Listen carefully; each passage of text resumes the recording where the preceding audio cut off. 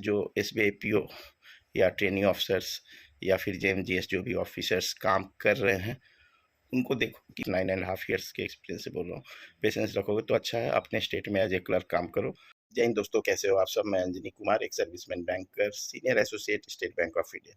सो अभी जो सवाल ले रहा हूँ वो एसबीआई क्लर्क का जो नोटिफिकेशन आने वाला है उससे रिलेटेड है, प्लस एसबीआई पीओ का जो नोटिफिकेशन आया उसमें क्या एसबीआई जूनियर एसोसिएट को अप्लाई करना चाहिए उसके ऊपर है। तो देख लेते हैं क्वेरी क्या क्या है। सौरभ कुमार जी का है, एक दिन पहले आई थी, ठीक है। If someone is SBI clerk should he fill the SBI PO exam और नॉट, ठीक है। तो एसबीआई क्लर्क को एसबीआई पीओ का एग्जाम भरना चाहिए या नहीं, इस पर मैंने एक पोल कराया था, पोल का रिजल्ट भी देख लेंगे। एंड दूसरा क्वेरी ले रहा हूँ, 4 दिन पहले आई थी, एसबीआई क्लर्क एक्सपेक्टेड वैकेंसी, ठीक है। काफ़ी लोगों की ये रिपीटेड क्वेरी आ रही थी, कराया था मैंने, ठीक है। SBI J should apply for SBI PO और नॉट। तो उसका रिजल्ट देखो यहाँ पे, मतलब 50-50 है। यस बोलने वाले भी हैं, ठीक है, 37%। It is a better opportunity करके आपकी सैलरी और जो है पोजीशंस बैंक में वो बढ़ जाएंगी। और दूसरा है know already got a job with home state posting, okay.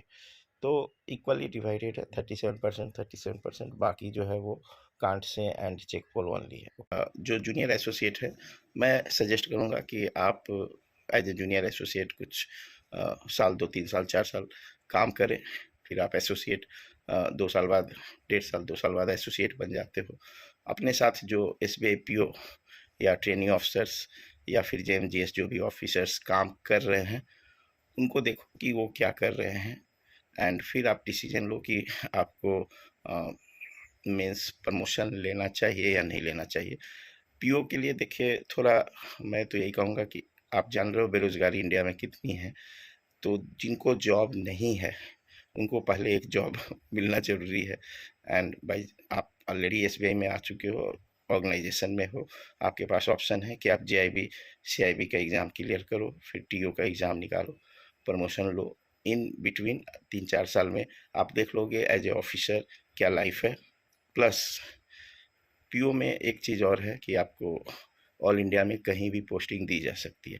तो अगर आपका पोस्टिंग बाहर आ गया किसी और स्टेट में, तो फिर आपको अपने स्टेट में आने के लिए फिर आपको आईसीटी, इंटर सर्कल ट्रांसफ़र का वेट करना पड़ता है, ठीक है।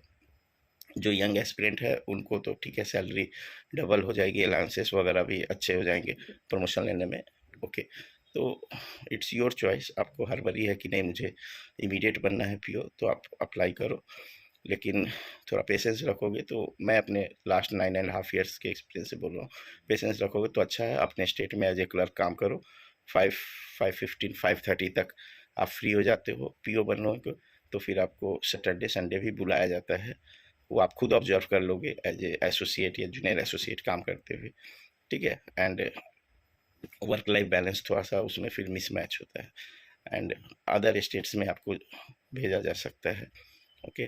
तो ये सारी चीज़ें डिफ़िकल्टी है अगर आप पीओ के लिए अप्लाई कर रहे हो। और टीओ बनोगे तो आप अप टू स्केल 3, ये भी एडवांटेज है, 3 साल के बाद आप 4th ईयर में टीओ बन सकते हो, अपने स्टेट में रहोगे अप टू स्केल 3। टीओ बनने पे ये फ़ायदा है। 3 के बाद प्रमोशन लेना है कि नहीं लेना है आप खुद, क्योंकि हर लेयर पे कुछ लोग स्केल 1 का प्रमोशन लेने के बाद 2 नहीं लेना चाहते, 2 लेने के बाद 3 नहीं लेना चाहते।